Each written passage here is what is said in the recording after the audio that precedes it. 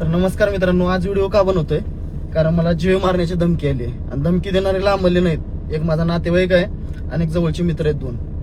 हे तिघं माझ्या जवळच राहायचे, पण आज एक दीड वर्ष झाला आम्ही बोलत नाही. पण याचं कारण काय ते पण सांगतो मला, की बाबा परवा एक व्हिडिओ सोडला होता मी की बाबा माझ्या अकाउंटची फेक आयडी म्हणजे माझी जी आयडी आहे त्याचं फेक अकाउंट काढले ते आणि मुलींना महिलांना SMS करून मीच आहे असं बोलत होते. त्याच्यावर मी शोध घेतला. मुलगा जो निघाला त्याला मी बोललो तू असं काय करतोस, तर त्याचं बोलणं आहे की मी करणार, तुला जे करायचं ते कर, तुझे व्हिडिओ व्हायरल करणार, असं तसं ह्या त्या गोष्टी बोलायल्यात. आणि रात्री मला कॉल आला की बुवा आकाशबा तुम्हाला असं मारणार आहेत म्हणून, कुठं तर पुण्यामध्ये गुंड आहे म्हणून, जे की त्यानं 27 मर्डर केलेलं आहे म्हणून आतापर्यंत.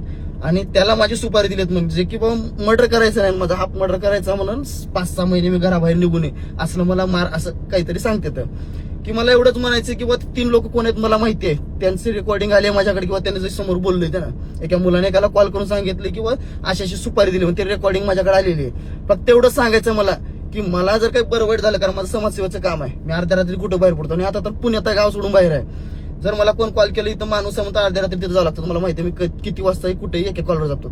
जर तिथं मला काही बरं वाईट झालं तर याला जबाबदार हे 3 लोक असतील बरं का, जवळचे लांबलचे नाहीत. त्यांनी पण व्हिडिओ जर बघत असतील तर तुम्हाला सांगायचं की मला जर काही झालं तर त्याला जबाबदार तुम्ही असाल. मित्रांनो, व्हिडिओ का बनवतोय कारण कसं असतं माहिती का नाही, एखाद्याच्या मनात पण नाही अशा गोष्टी की बाबा त्याचं काही घडणार आहे म्हणून. जर घडलं आणि ते मला धमक्या कुठल्या देतात माहिती का, काहीतरी माझी व्हिडिओ टाकणार म्हणून. व्हिडिओचं तर मला माहिती नाही काय टाकणार, कसं टाकले तरी मला फरक पडत नाही, कारण माझं कामाचा भाग वेगळा आहे.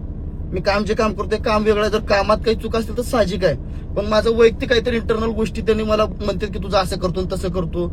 भलं बाबा येऊन माझ्यासोबत करा, पण अशा गोष्टी करू नका, मारहाणीच्या हे करतो ते करतो, कुठं तर बायाला छेड हे करू नका. विनंती याच्यासाठी तुम्हाला रिक्वेस्ट केलं होतं, पण आता हे रिक्वेस्ट करणं हे तुम्ही माझी रिक्वेस्ट करतो म्हणजे तुम्ही घाबरतोय म्हणून कुठं तर मारायला सुपारी दे, तुला मारतो करतो अशा गोष्टी करण्याचा प्रयत्न करतात. तर तुमच्या आद्यात मध्यात नाही, माझ्या नादी लागू नका, नाहीतर मला सगळं सोडून तुमच्या मागे लागावं लागेल.